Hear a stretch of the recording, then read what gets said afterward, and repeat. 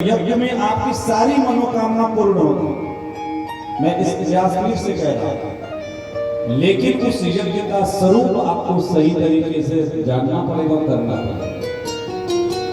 अयोध्या में जब महाराज दशरथ ने यज्ञ कराया आचार्य के द्वारा, कौन किए यज्ञ, किन्ने यज्ञ किया? अयोध्या के आचार्य पुरोहित हैं श्री वशिष्ठ जी महाराज, लेकिन यज्ञ उन्होंने नहीं कराया। निज दुख सुख सब गुरु ही सुनायो, कहीं वशिष्ठ बहुविधि समझायो। श्री वशिष्ठ जी पुरोहित, और देखो आचार्य पुरोहित से कभी कुछ छुपाना नहीं चाहिए।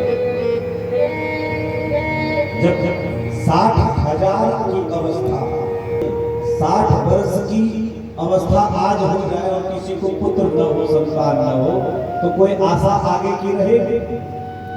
लेकिन महाराज दशरथ के जीवन के 60,000 वर्ष बीत गए, आज तक कोई संतान की प्राप्ति नहीं हो गई।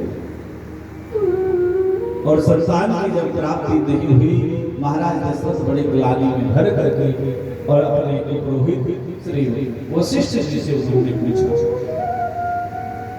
अपने दुख भी सुनाया और अपने सुख भी सुनाया। और यही हम लोग धोखा खा जाते हैं। हम मंदिर जाते हैं तो भगवानों के साथ हम लोग धोखा करते हैं, भगवान को भी बेवकूफ समझ लेते हैं। हम अपने जीवन के दुख जाकर के मंदिर पर रोते हैं। हमने जितने महाराज दुख हमारे जीवन में आता है, कोई भी आता है, तो हम सबसे पहले भगवान को ही कहते, भगवान ने हमारे साथ अन्याय कर दिया, ऐसा कर दिया। भगवान कभी किसी के साथ अन्याय नहीं कर सकता, ये आपके कर्मों का फल है। हम मंदिर जाते हैं तो सबसे पहले हम अपने दुखड़ा सुना देते हैं कि हम बहुत गरीब हैं, हमारी मनोकामना ये नहीं हुआ, वो नहीं हुआ। तो दुख तो हम सुनाते हैं, लेकिन कभी जाकर के जीवन में आप क्या अपने सुख को सुनाते हैं? हमने क्या खोया है ये हम बताते हैं, लेकिन क्या पाया है ये नहीं बताते हैं। और यही कपट भगवान को अच्छा नहीं लगता है। मैया जान जाती है, वो सब वो अंतर्यामी ये सब जानती है। हमने जीवन में जो बुरा किया होता है, पाप किया होता है, वो तो हम बताते हैं। तो यही कपट भगवान को प्रिय नहीं है। और आप कितना मनोरथ कर लो, जब तक आप सही तरीके से आप जीवन में निर्मल नहीं हो पाओगे, मनोकामनाएं कैसे पूरी होगी?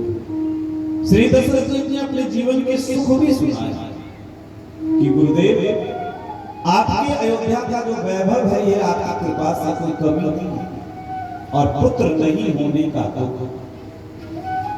और देखो संसार में संतान होना नहीं होना आजकल लोकाचार है। किसी स्त्री को, किसी को संतान ना होना तो घर के अपने ही लोग उसे बुरी दृष्टि से देखते हैं, बड़ी टेढ़ी दृष्टि से।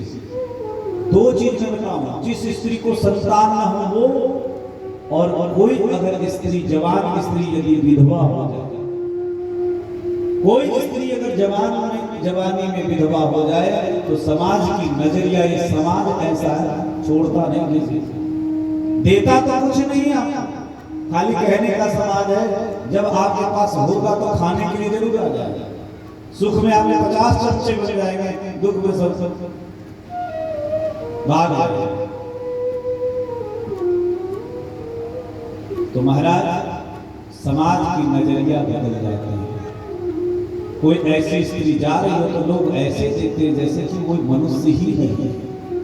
अरे तुम किस दिशा में जा रहे हो विचार करो।